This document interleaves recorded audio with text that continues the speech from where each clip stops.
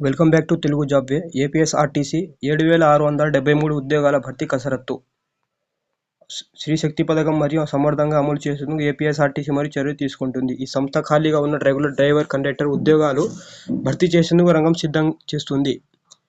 మనకు అప్డేట్ వచ్చింది friends. Present వచ్చి మనకు 7,673 రెగ్యులర్ పోస్టులను నియామకాలు అనుమతించాలని రాష్ట్ర ప్రభుత్వాన్ని కోరింది. ఈ మేరకు ఆర్టీసీ పాలక మండలి సమావేశం తీర్మానం చేసిన ప్రభుత్వాన్ని పంపింది.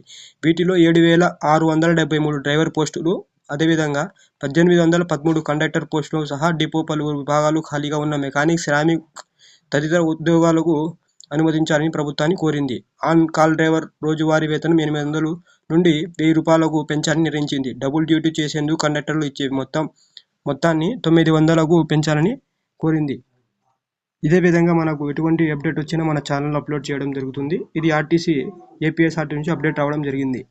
మరిన్ని వీడియో కోసం మన ఛానల్ని లైక్ అండ్ సబ్స్క్రైబ్ చేసుకుని పెట్టుకోండి. Thank you for watching.